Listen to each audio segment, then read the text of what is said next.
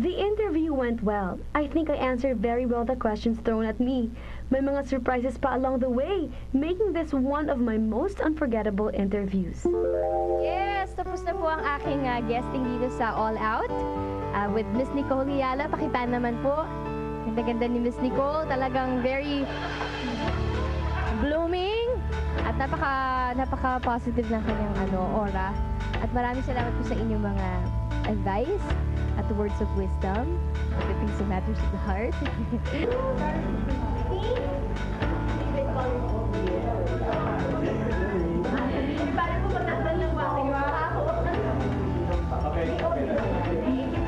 It was a fun interview kasi si Miss Nicole, ang sayap niyang kausap, ang careful siya sa mga pagtatanong niya. So magandang interview. Oo, hindi yung nakaka-tension na interview. Pero pag mga personal issues na matters of the heart,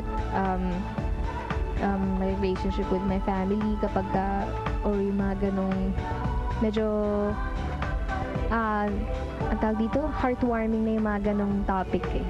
Through the years, natutunan mo ng sakyan. How do man? Ayun nga, siguro pinasanay na rin.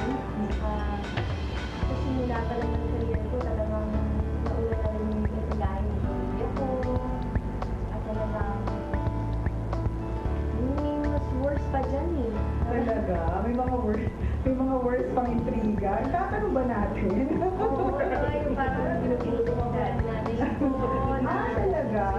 Naku, wish ko lang. Meron ako nabalitaan that she's gonna do a next movie and she's gonna be a DJ daw. And sabi ko nga, may nag-tweet lang sa akin so hindi ako sure sa information. So sabi ko talaga, kung totoo man, and sabi kasi nag-tweet sa akin, ako daw yung peg. So sabi ko, kung ako man ng peg, sobrang willing ako to train her. Pwedeng pumunta siya dito, puntahan ko siya, ganun. Of course, I'd be more than willing to work with her. In fact, sana magkaroon din siya ng mga shows that I'll be able to host, ganun. Magkaroon kami ulit ng time that we'll be able to talk to each other, ganun. So ayun, sana nga. Naisip ko nga ayun na parang sana ma-invite ng production si Miss Nicole sa set para matignan niya yung aking pagdi-DJ. Okay talaga po.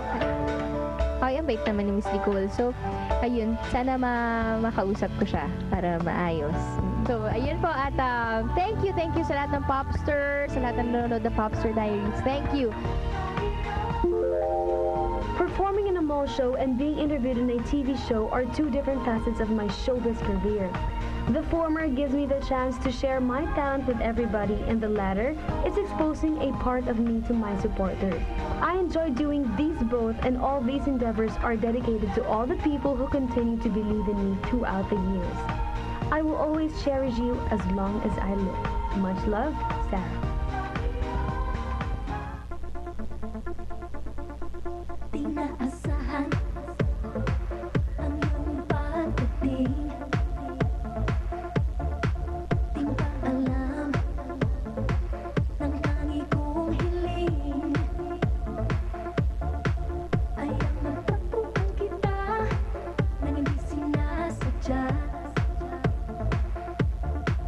Ngayon ako'y nabihan na